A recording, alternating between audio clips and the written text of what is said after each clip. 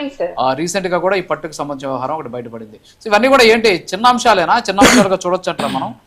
భక్తుల విశ్వాసం, కోట్లాది మంది భక్తులు అడిగి తిరుమలకు పోతే తెలుస్తుంది. ఇప్పుడు కానీ వెళ్ళి చూస్తే మనం ఆ చలిలో భక్తులు పడే అవస్థలు, ఇబ్బందులు, అంటే అవస్థలు మీన్స్ ఏంటంటే ఎక్కువ మంది అక్కడ తిరుమలకు వచ్చేయడం వల్ల కొంతమంది చాలా మంది అక్కడ చలి తీవ్రత ఎక్కువగా ఉంటుంది. ఇన్ని వ్యయ ప్రయాసాలకు వచ్చి వచ్చినటువంటి భక్తులు స్వామివారి లిఫ్ట్తో పాటు దర్శనం అంటే క్షణకాల దర్శనం కోసం వెయిట్ చేసి ముడుపులు తీసుకొచ్చి హుండీలో వేసి వెళ్తూ ఉంటే ఆ డబ్బులు తీసుకునేందుకు ఆ డబ్బుల్ని కొట్టేయాలనేటటువంటి ఆలోచన రావడం ఎంత దౌర్భాగ్యకరమైనటువంటి విషయం అండి. చిన్న విషయంగా చూద్దాం అంటారా దీన్ని మనం?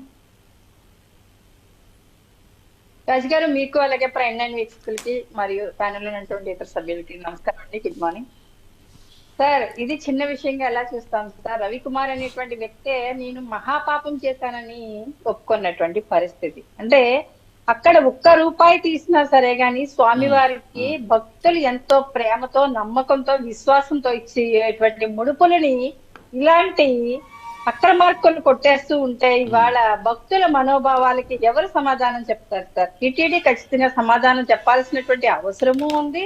అలాగే దీని మీద వెంటనే కఠినమైనటువంటి న్యాయపరమైనటువంటి చర్యలు తీసుకొని ఇలాంటి వ్యక్తులకి శిక్షలు వేయాల్సినటువంటి అవసరం ఉంది. ఇక్కడ సిఏ రవికుమార్ గారు లాంటి వ్యక్తి ప్రాణాలు కోల్పోయారంటే ఎవరి వల్ల సార్?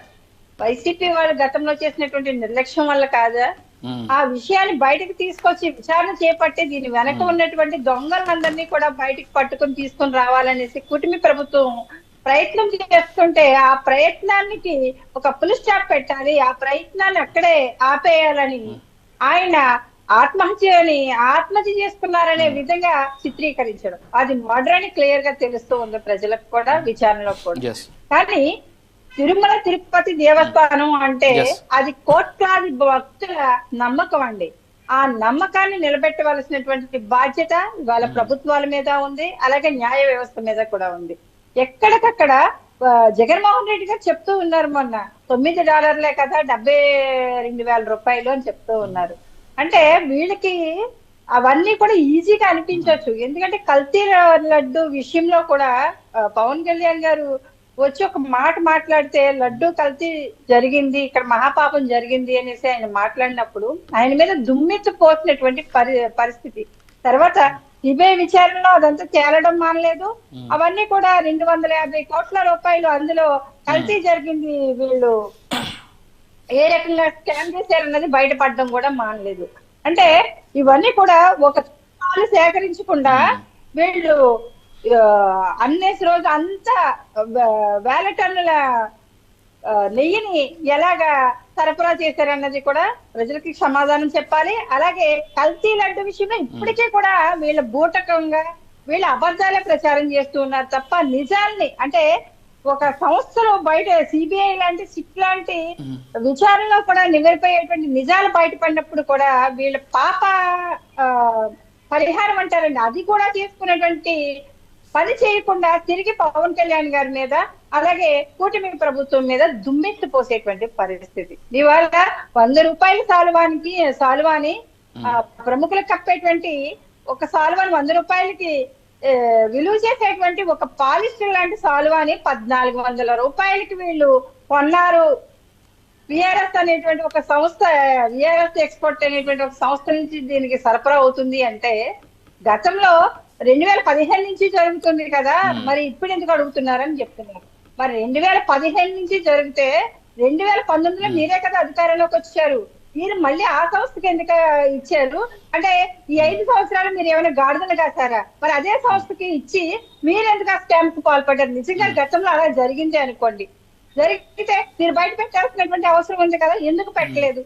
అంటే ఇవాళ తిరిగి మళ్ళీ ఇది ఒక విచారణ జరిగింది కాబట్టి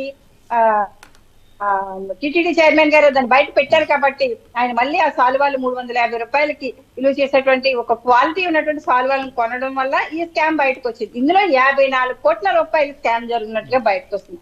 అంటే జగన్మోహన్ రెడ్డి గారి లాంటి అవినీతి పరుడికి ఇది చిన్న చిన్న విషయాలుగా అనిపించవచ్చండి. అంటే లక్షల కోట్ల రూపాయలు ప్రజాధనాన్ని కొట్టేసినటువంటి జగన్మోహన్ రెడ్డికి ఇదంతా చాలా చిన్న విషయంగా అనిపించవచ్చు.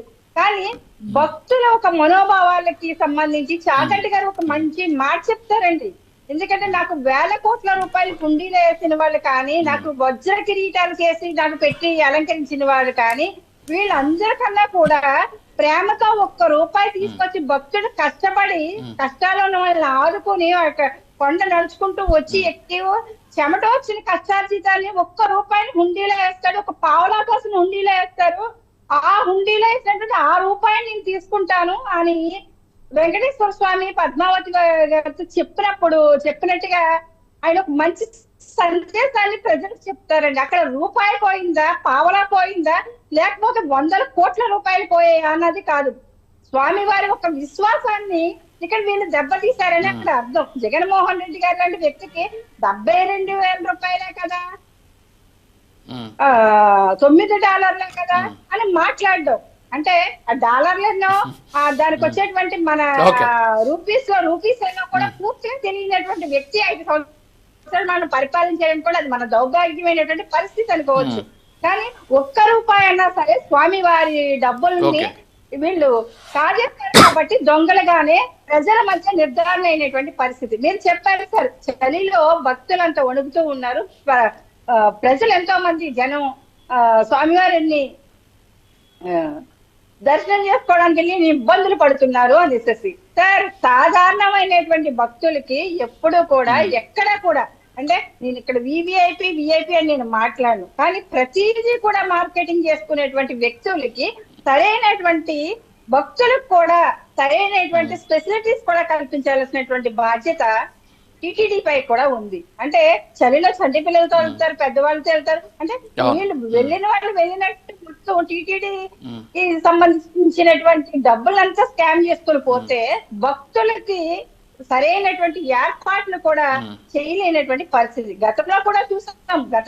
ప్రసాదం కూడా దొరికేది కాదు. ఇంకా కూటమి ప్రభుత్వం వచ్చిన తర్వాత మంచి భోజనం పెడుతున్నారు, సరైనటువంటి ఆహారం పెడుతున్నారు. అలాగే వీలైనంత వరకు ఏర్పాట్లు కల్పించే దిశగా భక్తులు ఇబ్బందులు పడకుండా దర్శన ఏర్పాట్లు కూడా చేస్తున్నటువంటి పరిస్థితి.